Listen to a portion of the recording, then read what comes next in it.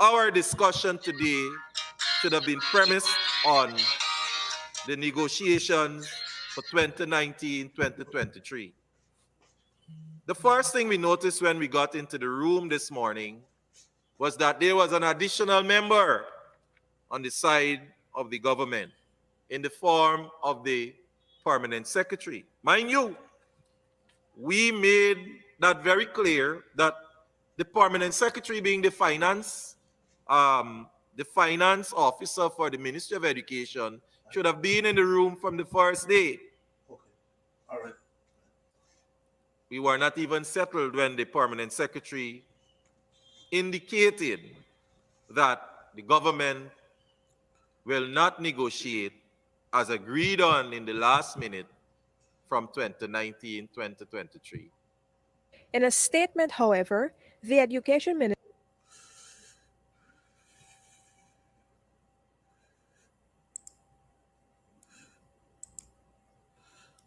Well, good evening and welcome to this evening's edition of Politics 101. You heard it there, the president of the Guyana Teachers Union, Mr. Mark Light, explaining what happened yesterday when the GTU executives turned up for the scheduled meeting to continue the court-ordered talks between the two sides.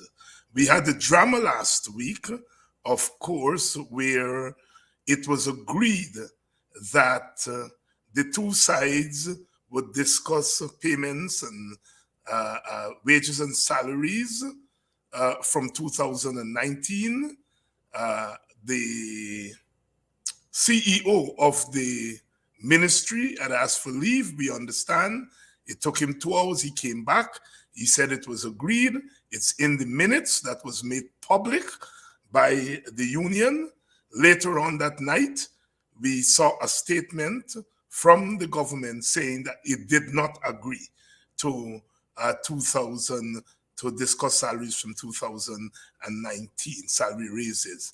And then, of course, yesterday when they showed up, it was the permanent secretary who was there who said that the government cannot afford to pay from 2019 because there's no fiscal space in the budget. Of course, the CEO of the ministry was made to look bad, and the union executives, quite rightly, walked out of the meeting. So here we are this evening. Faced once again with a recalcitrant government, a government that is prepared to have its way, come hell or high water. Good evening to you, and welcome to today's edition of Politics 101. We are going to be discussing that new development. My guests are attorney, senior counsel, Roysdale Ford, who is also the shadow attorney general, and Lincoln Lewis is going to join us, the general secretary of the Guyana Trade Union Congress. And we are going to be discussing this latest development. So please share the link and let everybody know that we are on Politics 101 on a Wednesday evening, our midweek edition. Roysdale Ford and Lincoln Lewis are here. I would like to welcome all of you who are joining us, whether you're joining us from in Guyana or you're joining us from outside of Guyana. Welcome to all of you. Those of you who are joining us from inside of Guyana, all teachers who are joining us, special welcome to you all. We come on here tonight, of course. There's never a dull moment in Guyanese politics.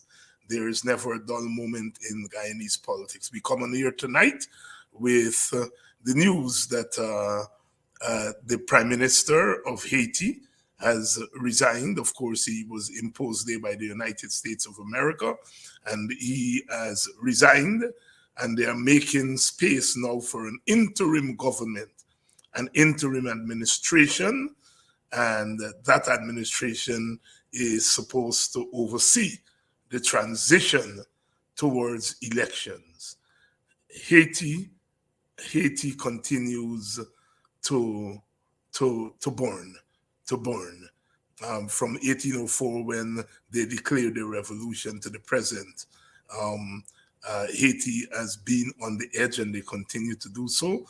And this latest development certainly must cause us to wonder, when will Haiti be free? CARICOM held a meeting 2 days ago, and it was attended by the Secretary of State, Anthony Blinken, and CARICOM is supposed to lead the charge.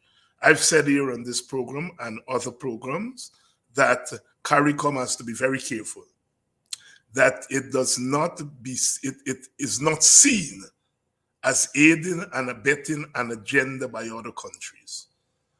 The problem in Haiti is that enough confidence has not been put in the Haitian people to determine their internal affairs. And there's been a lot of tinkering, and from the abduction of Aristide and throwing him out of power, coming right through. The external forces have tried to dictate what's happening in Haiti. And CARICOM has to be very careful that it does not fall into that trap. I still believe that CARICOM, as our natural neighbor, Haiti is family, and CARICOM is perhaps best placed to lead some charge there to bring the country back to normalcy. But it has to be very, very careful. You cannot do it without the legitimate forces in Haiti. And it is not for the United States, for the European Union, and for CARICOM to determine who are the legitimate forces in Haiti. And that has to be determined in conversation with the Haitian people. An election by itself cannot be an answer. The country needs to be brought back to a point of stability.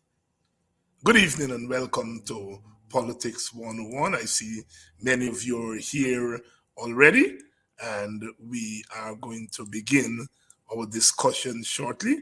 Good evening to you, Floretta Hamilton, Vibert White, my friend, Vibert. Good evening, Claudette Boville Lewis, Corinne Day, Diane Ba. Good evening to all of you, and welcome to Politics 101. We're going to get the discussion started shortly. Please share the link and let everyone know that we are on, and we are ready. We are ready to roll. We're ready to roll. We have Attorney at Law Roysdale Ford in the background, waiting to go. The discussion is raging. Were the teachers correct in coming off the streets? Many people are saying that they should not have come off the street. You see, we told you so. I don't think the teachers union, I don't think the union leaders were in any doubt about who or what they were facing. The government had showed its hand. The point is that had the teachers not been on the street, they would not have brought the situation to where it is. And the court stepped in. The teachers went to the court and they asked the court for relief, and the court did more than relief. The court did something that was quite revolutionary. In a sense, the court admitted that the Ministry of Labor was not carrying out its responsibility, and so the court took that responsibility. Sometimes courts can overreach in its activism. I happen to believe that in 2020, had the court not overreached, we might have been in a different place. But I am not against judicial activism. In this instance, I think it was required. Judicial activism was required, and it has moved the process to where it is. The government continues to fight back against good sense. It continues to fight the teachers. Fight the teachers. And only an uncaring government can be fighting the teachers in the way this government is fighting the teachers tooth and nail. And you wonder the logic. Here's a government that's saying it wants crossover votes and it needs African Guyanese, but you're fighting teachers who are mostly African Guyanese. Are you really serious? Are you really serious? This is a government that says it's concerned about education, but you're fighting the teachers, the educators. Fighting them, fighting them, fighting them. We're going to be talking about that. Good night to all of you. Washington, D.C. is in the house. Yes, District of Columbia. That's part of my homes, one of my homes. Washington, D.C., Maryland. I see Kenneth, DeFlormont, and Diane. They're here. Audrey Garway, who one of these days we will have to give some profiles in loyalty for this program, and Audrey will be right up there. I met Audrey a few years ago when we were doing some work on the Essequibo Coast at Dartmouth, and she is a real PNC loyalist, but she's a community person. She's a community person, and we did some good work there.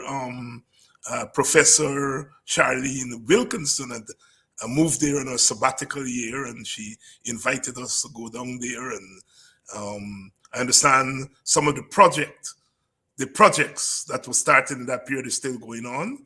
I was talking to Professor Wilkinson recently, and she was telling me that Ms. Garway's daughter is involved in the project started by her mother and others. And some of my best times were spent there in that area on the Essequibo Coast. Audrey, good evening to you. Good evening to you. I've seen my friend John C. Paul here, Debbie Collins, Marcia Fordyce. Welcome to Politics 101. Let's get the discussion going, and don't keep Attorney at Law, Senior Counsel Roysdale Ford waiting. Lincoln Lewis is expected to join us. Good evening, Counsel. Hi, good evening, Doc. Good evening to your audience and the listeners of your show. Thank you very much for joining us. And Councillor, when you got the news yesterday, I know you made contact with me, I would imagine almost immediately, but when you got the news yesterday that the government had pulled this latest move, what went through your mind? Doc, what went through my mind is the degree of frustration and the pain and suffering that the teachers continue to endure at the hands of a very uncaring and insensitive government. I must say that I was not altogether surprised that the government took this opportunity, which was exercised by the part of the teachers and part of the GTU, to meet with them and to continue the process of collective bargaining, that the government would have shut it down and shown their true colors. So I must say that those were two thoughts that immediately went through my mind, that the government, once again, has not failed to disappoint and to be quite predictable in their disdain for the Guyanese people and for the Guyanese workers, and at the same time, this frustration that the teachers must feel at this stage. Were the union executives correct in walking out of that meeting? I believe so. I believe the substance of the continued litigation and the continued dialogue was directly and largely to deal with the issues of financial matters, salaries from 2019 to 2023, which the government tried its best to sundance and to avoid for a considerable period of time. And at that stage, to be told that the government had no interest absolutely in addressing those issues, I believe that there was nothing left in the conversation or the discussion that could be advanced. Honorable Roysdale Ford, Shadow Attorney General here. in case you're just joining us, yes, we are discussing the collapse of the talks between the teachers and the Ministry of Education over salaries and wages. Roysdale, the first response by the president of the union was that they're going back to court. And I think that is something that has made a difference and that will make a difference here. The last time you were here, we talked at length about the intervention of the court and how pivotal that was. The unions going back to the court, is that a logical step? I believe it is a logical step. I don't believe that it is the only step that the union should contemplate at this time. I believe that within the armory of a trade union, industrial action and different forms that it will take should certainly be matters contemplated by the union at this stage. But coming back to the legal issues, I believe that the matter continues to engage the court's attention. It's coming up next Wednesday, I believe, before Justice Kisoon, in which the hearing will take place. So we've had a very innovative sort of approach, which I believe the judge should be commended, in which what would have happened is that the judge actually commenced the hearing of the matter, commenced the preliminary matters, sought to have the parties engage in a form of mediation, and then the parties by themselves seek to engage in a further process of collective bargaining, at which point it fell through. So the matter is still before the court. The issues are still live before the court. And Doc, I heard in your introduction, you described what the judge did as some sort of overreach. I believe overreach is, in the conventional way, a descriptive way of what the judge did against what is the normal approach we would expect in these matters. But if it meant overreach in terms of the judge exceeding his jurisdiction, which I believe that the detractors will want to use your words to say that you're saying that the judge went beyond the point where he should have not have gone, I believe that that would not accurately capture the excess. I'm very sorry if I gave that impression. I was making the point that judicial activism is a good thing, but sometimes judges overreach, and I was making the point about the 2020 election where I think the court overreached. When the PPP went to the court and said they saw rigging, they should have said, come back with a petition. No, I agree with you, Doc, but I was just trying to put it out there so that our detractors don't run off the road. Don't run off to say that this judge overreached. No, I do not think that this judge overreached. But go ahead. So the judge accurately, and I believe, in my opinion, exercised the jurisdiction. This is a constitutional matter. Article 153 of the Constitution confers the judge hearing this type of matters to make any order, issue any writs, any sort of directions that he believes would be appropriate in the circumstances in the case. It is also a judicial review matter, and by Section 8 of the Act, similar powers are conferred by the judge, so that he will be in a position where he could craft a remedy to deal with the peculiar situations. I believe that the government's behavior so far would have laid bare their intentions not to participate in the collective bargaining process. I believe that the current statutory arrangements, the government believes it is in their favor. They particularly have control over the Ministry of Labor, under whose authority the Minister of Labor and the Chief Labor Officer act, and they are vested with powers by Section 4 of the Labor Act to engage in conciliation and to engage also in the process of arbitration or initiating arbitration in both instances, with or without the consent of the parties. So Doc, what I'm trying to paint at this stage is that we are trying to deal with a government that is trying to back the court into a corner, having regard to the lay of the legislative framework that they will believe that they'll be able to exploit. Yeah. What I want you to explain a little bit more, this the judge had ordered mediation. Out of the mediation overseen by Justices Stobie and Loku, came these talks. The talks have collapsed. Is the mediation process set in train by the judge? Is that still live? I don't believe that it is live. It could easily be activated in the judge's discretion, but I believe that that came to an end with the agreement that the parties will now go off by themselves and engage in another round of negotiations, which has now collapsed. All this is happening in the interim, while there is an existing court matter. An existing court matter, and the court matter, of course, is the one that has to do with the threat to deduct salaries from striking teachers and to not to do the check-off. Yes, those are the more attractive issues that would have been carried in the media so far. But the case deals also, in my opinion, in relation to how the Ministry of Labor and the Chief Labor Officer would have exercised their functions and the management of the industrial dispute between the parties, and whether their lack of attention to the issues or their omissions would have not in itself somehow aggravated the issues and the response by the union, which is to strike. So I believe this is a very important case. It covers a wide range of industrial issues, industrial relation issues, and laws connected to those matters, which are very much in the interest of the Guyanese people and the Guyanese worker.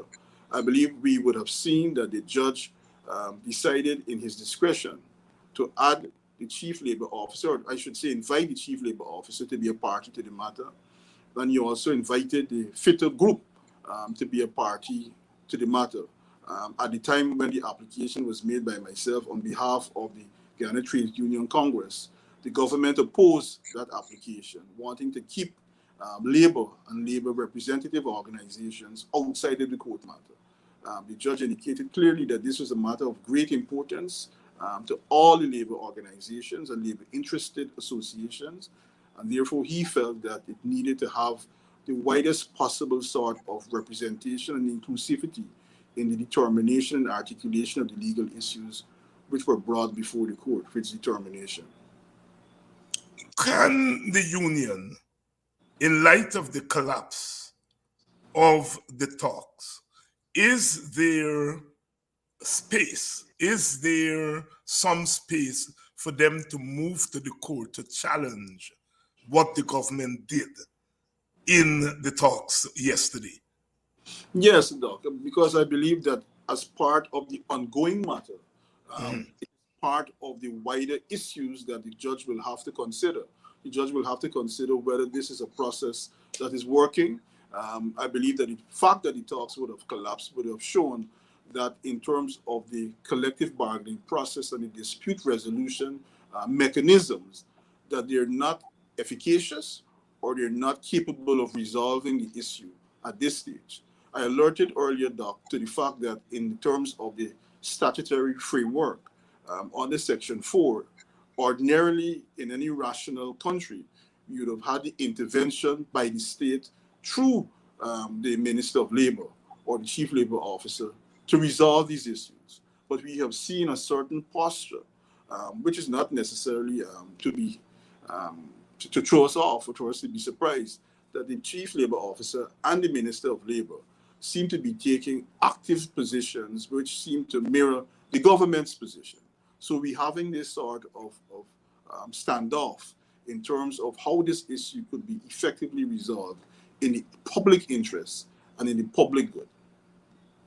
In the public interest and the public good. And I made reference to the 2000 case in the United States of America with the Bush versus Gore standoff, and that one of the outcomes that could have eventuated in that matter was that the United States could have ended up with a Republican president and a Democratic vice president, which the Constitution really made no accommodation for, and the court stepped in. No, some people would not agree with how the court eventually resolved the matter, but the court stepped in, I suppose in the interest of ensuring that there's stability and the country did not descend into a constitutional crisis. And is there a hint of that in Justice Kissoon's action when he set up that mediation? I believe so. I believe that Justice Kissoon was considering what is ultimately in the best interest of the nation. I've been telling persons on the streets that the judge has a higher responsibility, apart from just simply determining the case and who win or who lose, in a case like this where the public interest is being affected, not only from the point of view of teachers and their right to collective bargaining, but we're dealing here with a peculiar situation which addresses the educational sector, the ability of children to learn, the impact of education that would have on lives, the lack of sufficient education. I believe that the judge was right to consider the matter as a whole and in the round. We had sufficiently a long period of COVID, which would have impacted negatively on learning in the country. I believe that we have not yet recovered, our children have not yet recovered. Those are active and appropriate considerations that the judge would have to take into consideration. Interestingly, Doc, the arguments that would have been advanced by Mr. Ramdani, King's Counsel, on behalf of the government, when he was seeking to articulate a reason why we should not be allowed to be a party, the GTUC, Trade Unions Congress, is that our presence will impact the government's ability to govern the country. And it would impact the government's ability to also to engage in the governance of the education sector. So those are the sort of thoughts which are running through the mind of the government, that this is a confrontational situation. You would have seen from the language of the president and members of his executive that they will not be bullied. They consider this a question of being bullied rather than it being a question of the application of the law and the vindication of the workers' rights, and seeking to come to some sort of consensus and compromise. The economic argument slash financial argument being made by the government is that it doesn't have enough money in the present budget to effect raises in wages and salaries going back to 2019. I know you're not an economist, but certainly as a political commentator and as a shrewd follower of all issues political, is that a sound argument? It's a nonsensical argument. There you go. It's a nonsensical argument. And it comes down to the fact that, one, there is sufficient monies available in the budget as currently passed. There's also sufficient money available to the government from the Natural Resource Fund and other areas. So we are not in a situation where there's a lack of funds or lack of resources. But Doc, most things in life is really and truly a circle. And we would have heard around 1999, under the presidency of Barra Jagdeo, similar arguments being advanced in relation to the public service union when they were demanding increased wages for the public servants and the members of that union, as a matter of fact. And interestingly, that matter went to arbitration, if you recall, under the chairmanship of Dr. Aubrey Armstrong. And they were able to find considerable amounts of money that the government had at its disposal, but had simply decided that they were never going to pay any increases to the public servants. So Doc, I want us to go back and paint a proper picture for the listening and viewing audience, for them to understand that what has been the behavior of the government, its tendencies in the past. So firstly, no one believes them, having regard to the fact of what happened in 1999, where when we went into the commission or the tribunal, went into the resources, went into the books, and found millions and billions of dollars back in 1999. Now we're dealing with the question of it in 2023, 2024 period, where Guyana is one of the fastest growing economies in the world. Certainly is a question of money is available. When you see the allocation of resources, currently the government is spending significant amounts of money in infrastructure work at the detriment of the welfare of the Guyanese people. I believe that the approach to the government is one which will continue to alienate the Guyanese people and the working people of this country from their expectations and their entitlements under the law.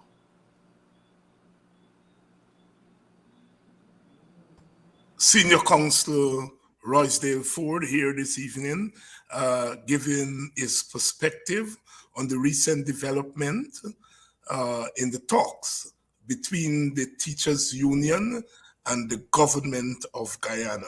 Roysdale, what is the big picture here? What is the big picture? What are we learning about governance, about this particular government, and what are the signals for our future if this status quo holds?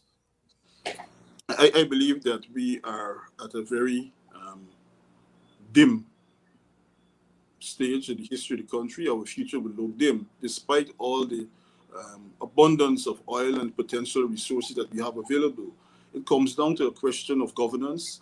It comes down to the government's inability to pay attention to what is really affecting people across the length and breadth of the country. We see the government in this simple act of refusing to engage in collective bargaining is exposing a complete disposition against the Constitution, against the rule of law, against principles that should underpin a proper democratic structure. So what we have here is just another manifestation, Doc, of the government's movement away from and contempt for the fundamental pillars of our economy and our Constitution. Honorable Roysdale Ford, Shadow Attorney General here.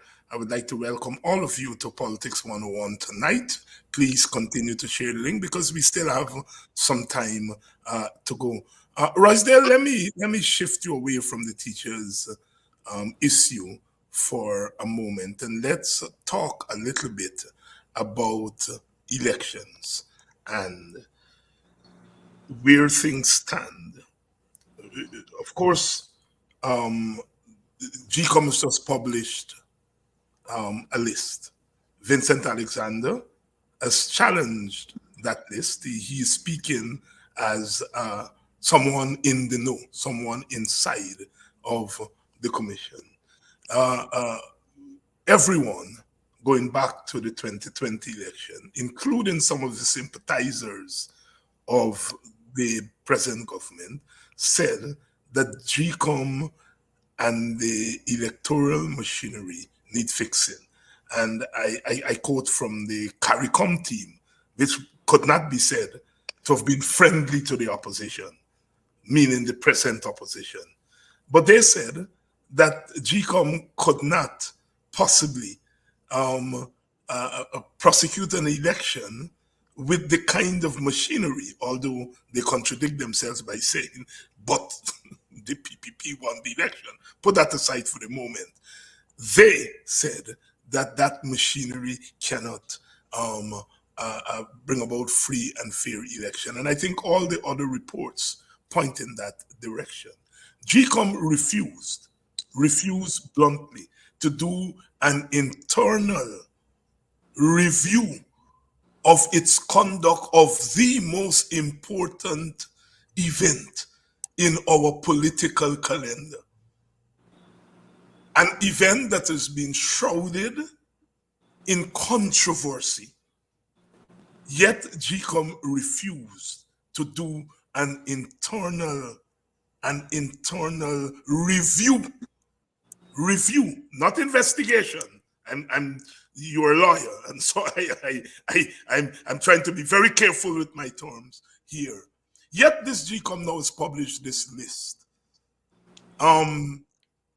The court has said that people who are living abroad cannot be taken off the list, and so forth.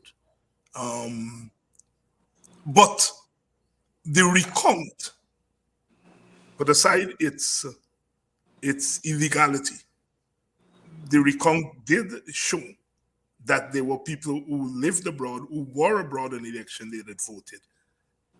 Two samples were sent to the police. The police sent back and said, we found that this number of people in this sample were not here on election. In spite of all of that, we now have practically the same list that is being put forward here by GCOM. Talk to us about the importance of a proper list in the execution of credible elections anywhere, but especially in Guyana, and especially what played out in 2020, against the backdrop of what played out in 2020. Well, the pillar of an election, of any election, is electoral register and electoral list. That is the basis upon which all elections are held. And it's the first litmus test, so to speak, as to whether there will be possibly a credible election. We know clearly that after the 2020 regional elections, general and regional elections, what came out from the recount established clearly that the list was not credible. As a matter of fact, even before the actual elections were held, there were numerous court matters which would have been filed in the courts, if you recall, trying to deal with the issue of the bloat in the list and the ability of persons to use the list for fraudulent purposes, which was manifested and which the country saw and the observers saw in the recount process and the reports that would have been laid out. I believe that we can't have any possible elections with using the same list. Now, Doc, it goes right to the core of governance.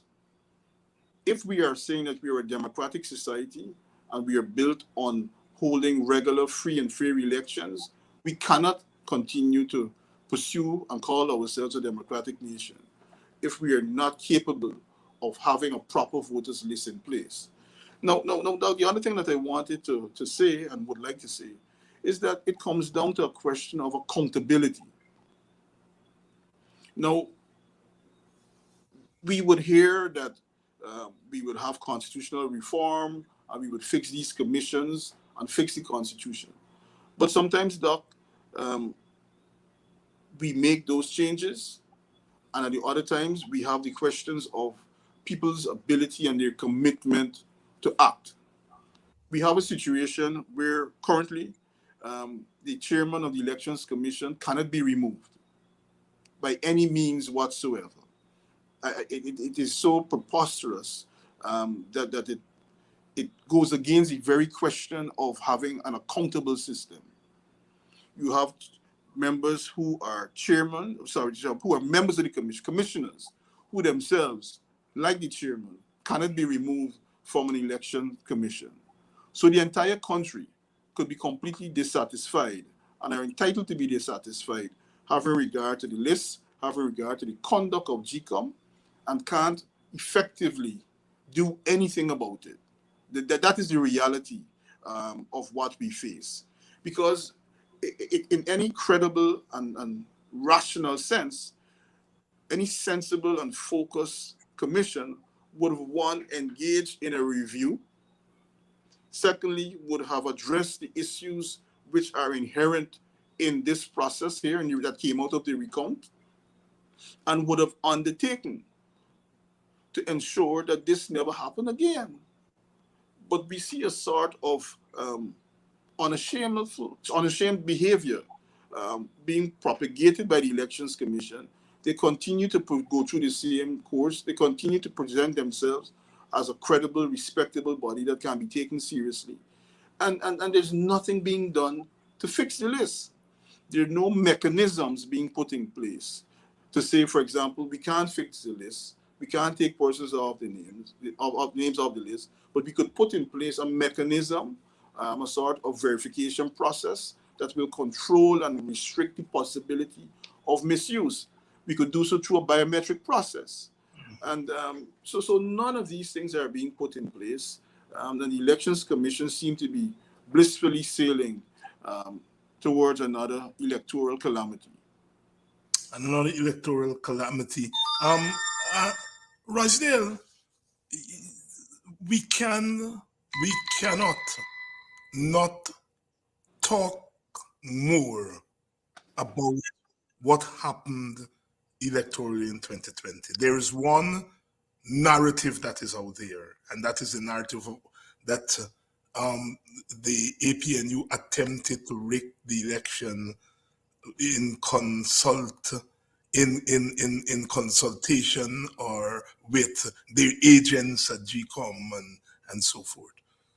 But as you have pointed out, and a number of people from the coalitions that have pointed out, there is a larger narrative.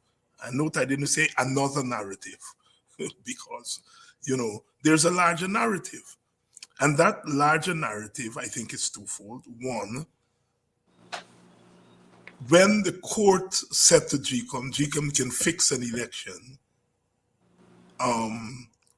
in which there are complaints about irregularities. And then GCOM, they proceeded to read that as an open book, a blank check. And in effect, GCOM made a law unto itself by ordering a recount. Is that precedence? Because I said from a layman's standpoint, I think last night, in effect, what has happened there is that it has rendered petitions meaningless, or at least less meaningful than they used to be. Is that recount precedence? It is certainly a precedent that can be adopted by any future elections commission. Once that section, I believe is section 23 of the Electoral Laws Amendment Act, is now being refigured, but substantially the section still remains in the Representation of the People's Act. Once that section remains there, I don't believe that the will of the Guyanese people at future elections could be rationally and sensibly be determined if an election commission decides that it will utilize it in the manner that it was utilized at the last general and regional elections. Doc, we come back to the fundamental issue as to what happened at that elections. And the significant blame, I believe, must be laid at the feet of the Elections Commission as an institution, And I don't want to get into blaming them among themselves, 3 against 4 and so on. But I'll get to that because I believe it's connected to what I have to say. But it is the failure of the Elections Commission as a whole. Because Section 23 of the Election Laws Amendment Act and the recount was never conceived to end up in the results or the manner in what happened here, though. Yeah. So I want us to examine progressively what happened. Mm-hmm. And this is based on the documents. This is based on GCOM's own documents and legal papers that they issued and orders that they issued. First, the recount was supposed to engage in an assessment as to what happened during the elections. Mm-hmm.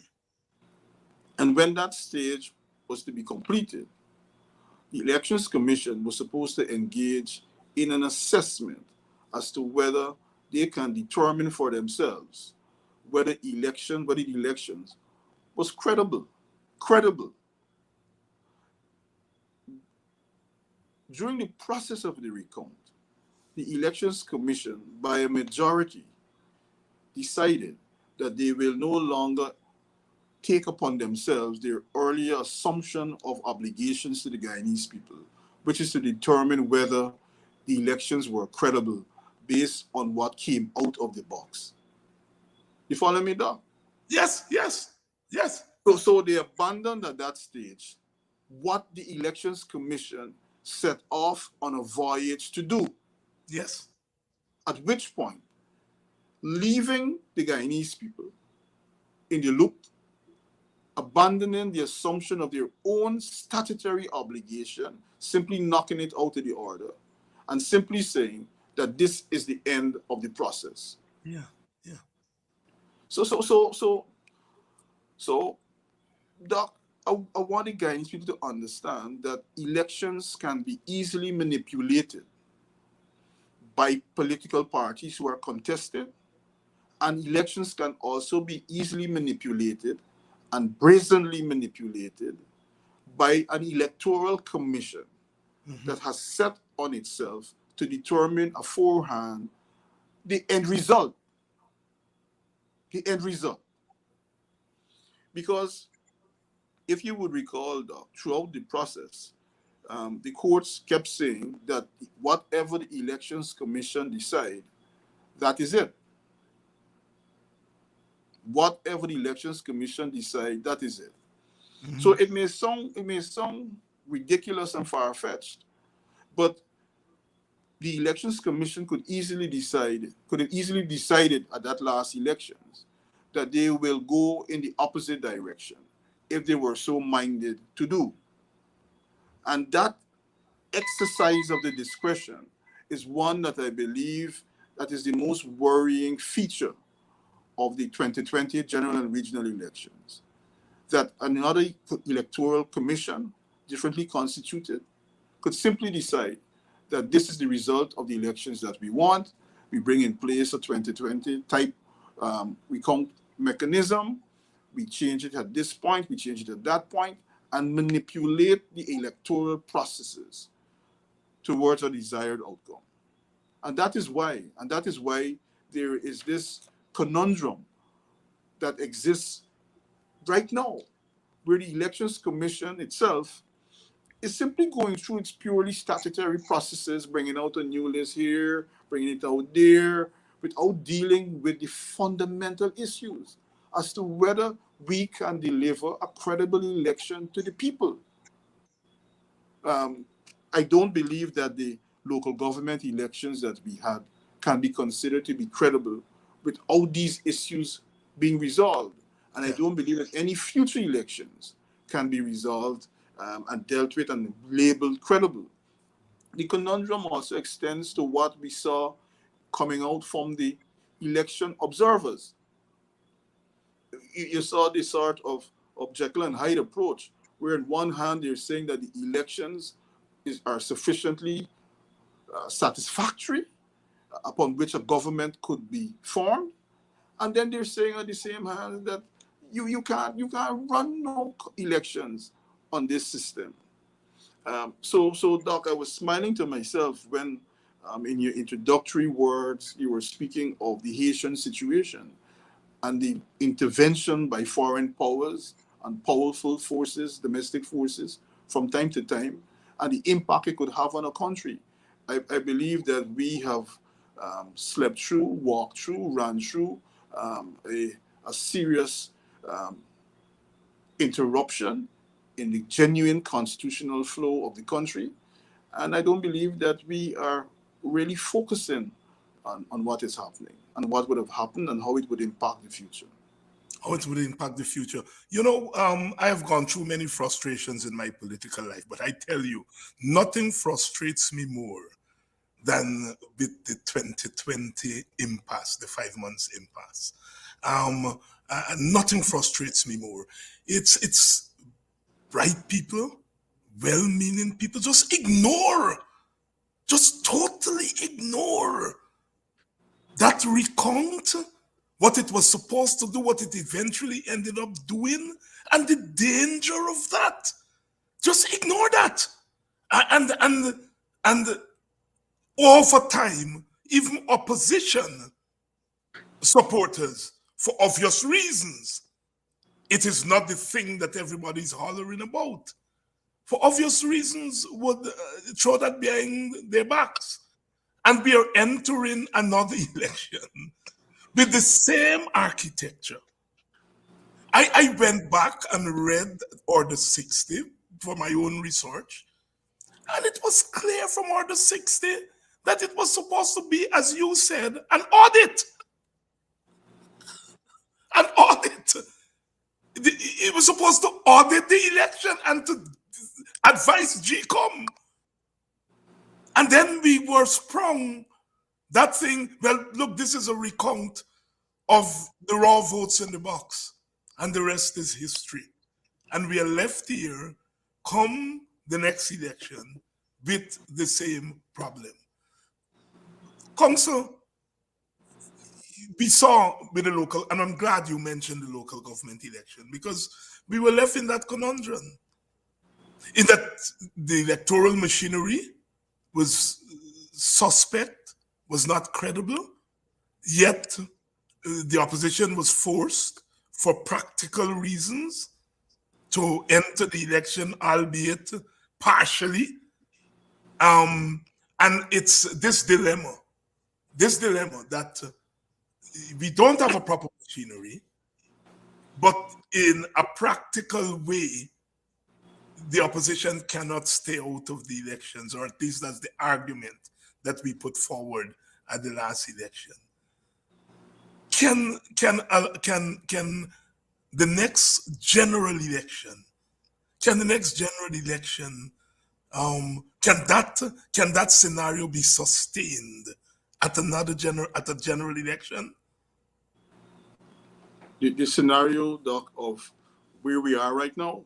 Yes, where we know that the machinery cannot deliver credible elections, but practically you, as opposition, you have to participate, because if you don't, then the government is the sole participant, they win everything, and we know what will come next.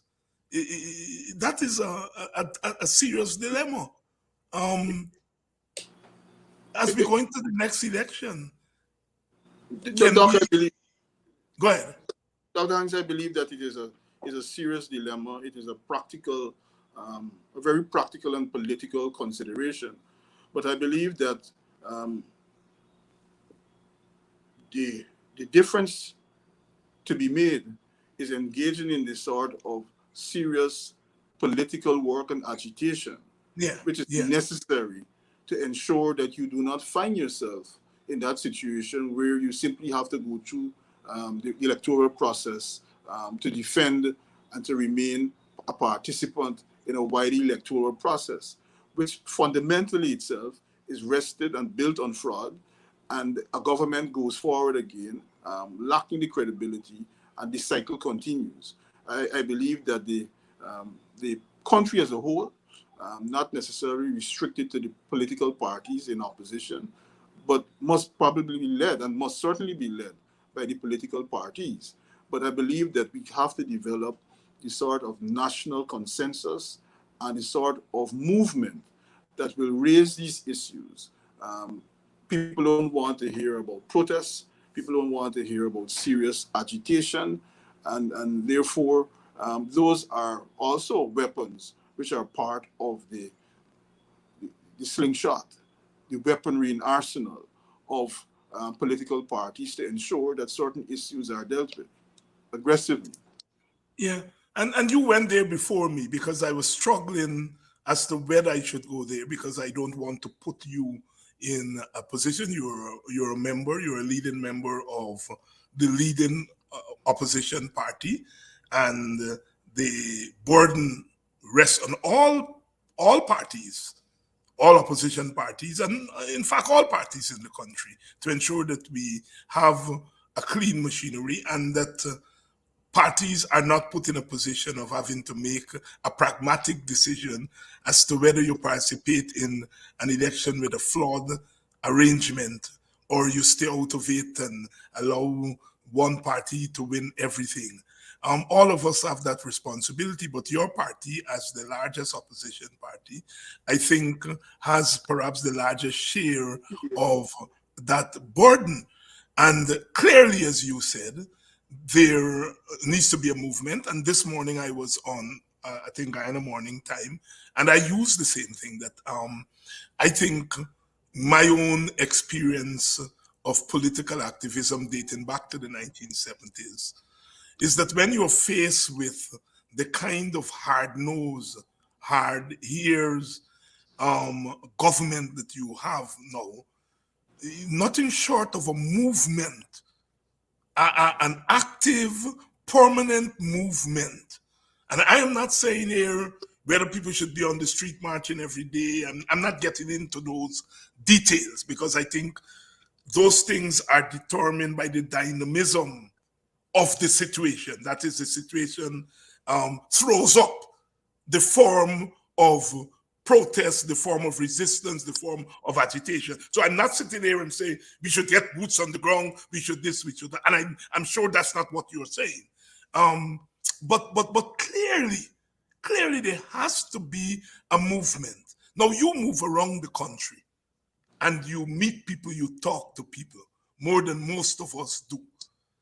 Do you get the sense that there's an appetite on the ground to take up this issue of a clean electoral machinery, a credible electoral machinery, as an issue that people are prepared to spend political capital on? I believe, Dr. Hinds, that yes, I believe so. I believe so. I believe that throughout the length and breadth of the country, people are speaking and engaging in a rational conversation and thinking with themselves. And this is how it goes. They start off looking at their own condition, their own challenges that they're facing in their homes, their own sufferings, their own sort of discriminations that they go through, and the damage that is taking place to their own family and friends and the society at large. And they ponder on how they could address it as an individual. And it comes down in many instances in my conversations with them to the ability to exercise a vote to get rid of this current government. And the conversation naturally flows from them in many instances, in most instances, to how we could vote them out. And they raise the same issues of the electoral list and the need to have a proper electoral list and a proper and functioning and credible electoral commission to oversee this entire process. So Doc, I believe that throughout the length and breadth of the country, in the areas that I have gone, and persons that I have spoken to where I have not gone physically, that they do feel that this is a very important, that it is a very critical issue to their own personal lives. Because at the end of the day, Doc, they look at the PPP, they look at the discrimination that is taking place, the impact it is having on teachers and their children, and they want to have a response. And the system as a whole, the constitutional system as a whole, gives them a response, gives the Guyanese people a response, and the response is their ballot. So Doc, we're dealing with things here that are very fundamental, very simple, but this is a core issue as to how the Guyanese people intend to respond to what they're going through.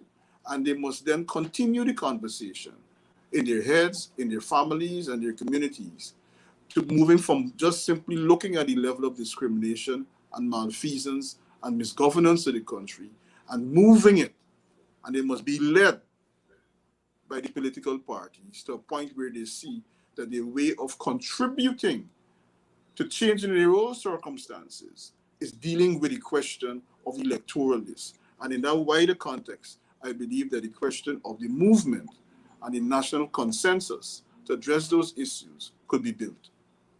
Could be built. Constitutional reform has been put on the agenda belatedly.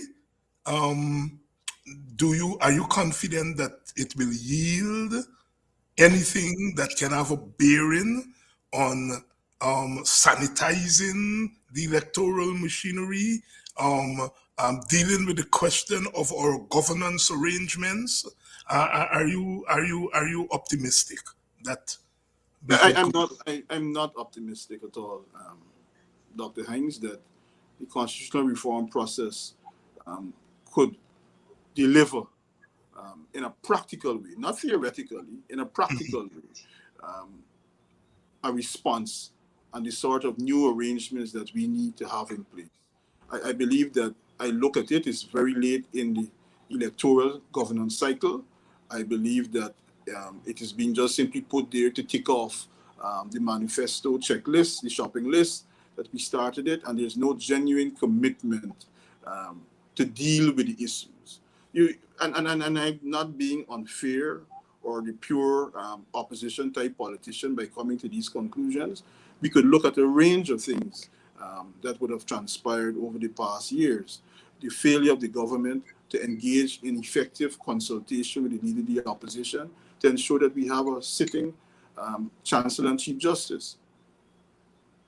That has not happened. We look at the mismanagement by the Speaker and the abuse that the members of Parliament have to go through, the disregard of the parliamentary system by the Speaker and the government. We see those things happening across the length and breadth of the country and the ripple effects that it is having. So I'm not in any way considering that the constitutional process by itself and at this stage in the wider climate could achieve anything progressive.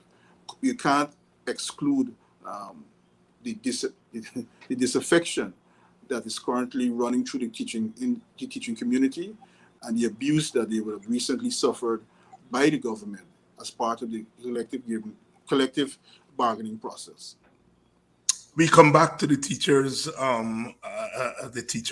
issue at your prodding in your statement there. Many people, good people who are not looking for trouble, but many people are saying that the teachers have lost, and that the latest behavior of the government is reflective of that. Do you share that view? And if not, how do you explain what the teachers have won here despite what may be seen as setbacks? Well, Doc, I believe that we must first look at this matter by examining what the teachers wanted. Mm-hmm. And sometimes we tend, out of our frustration and our lack of faith in the system, which is many times justified, to conflate a number of things together. The strike of the teachers was in response to a demand to have collective bargaining and for the collective labor agreement to be upheld and be respected so that they could have a negotiated arrangement with respect to what would be their salaries over the period 2019 to 2023. I believe that in the context of what would have happened, they came to court as they would have been their entitlement. The court initiated a process of mediation. I'm not integrally involved in all the details, but based on what I would have read, the mediation had gotten to the point where it appears that the government and the teachers union had agreed that they will engage in a process of collective bargaining in relation to the financial issues. Those issues were included in the agreement, and I believe that the teachers union would have acted responsibly, having regard to all the circumstances. And acting responsibly, having regard to all the circumstances, doesn't mean that you're blinded to the nature of the animal that you have to negotiate with.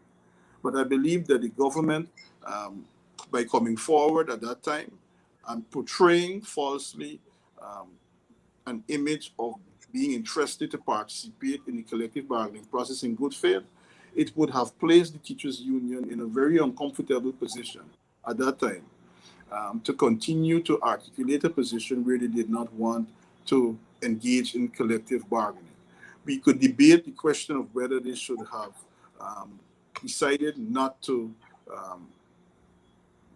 continue striking. I believe that would have been a consideration that the union should have taken into consideration at that time.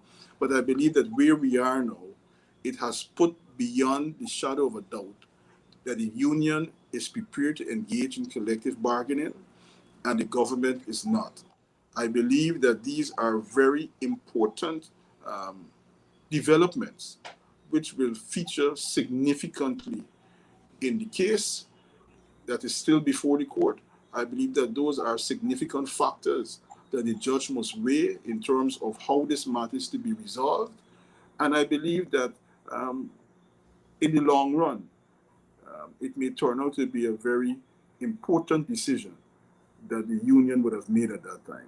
So I believe that it is part of a progressive process of advancing the teachers' rights and at large the entire trade union sector.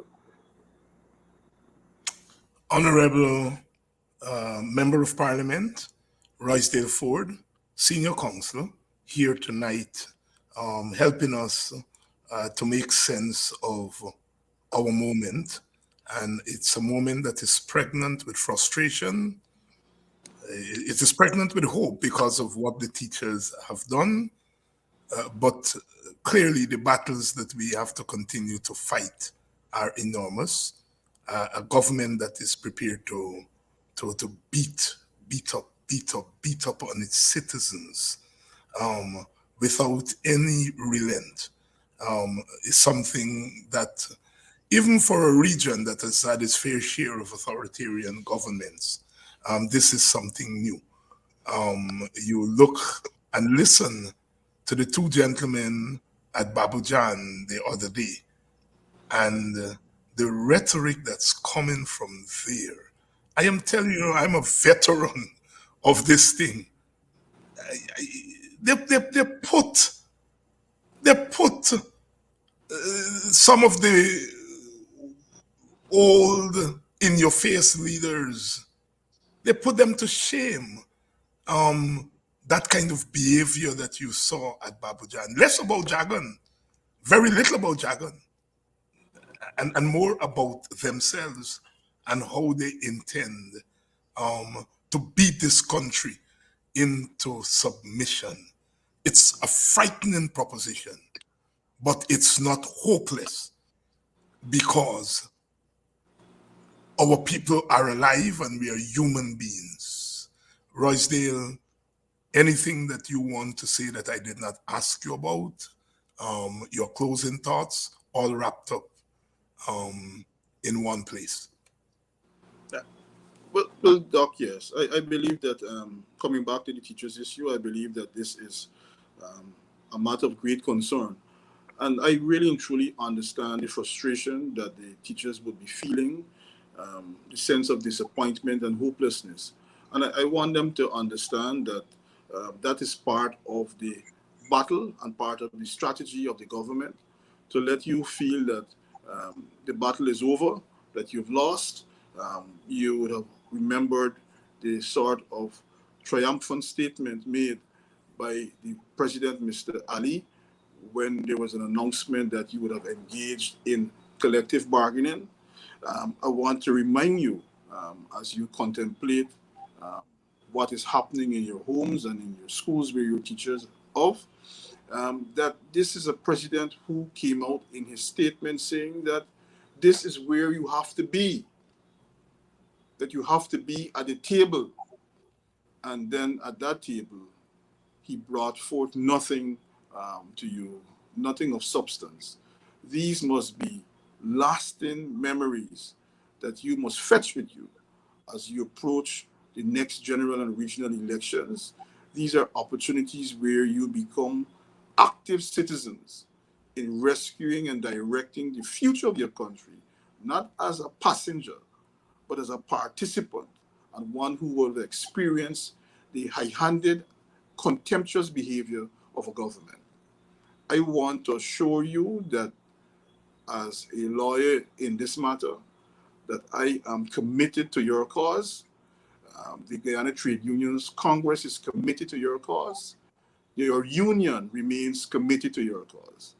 And with your prayers, with your hope, and with your continued activism, I'm sure that we will emerge victorious at the end of this court matter. I want you to stay strong, stay healthy, and stay focused. Words of encouragement there from Roysdale Ford, Senior Counsel, Member of Parliament, Executive Member of the People's National Congress. Roysdale, thank you very much. Thank you very much, Doc, for having me on your show, and I look forward to coming here soon.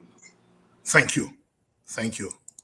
Roysdale Ford there, erudite as ever, informational as ever, and pointing a direction forward. And there is a frankness there that should be appreciated by others. One of my frustrations with our species, that's politicians and political activists, is that we evade questions 95% of the time, and we stick to scripts and so on. And I thought Roysdale went beyond that tonight. He dealt with the issues.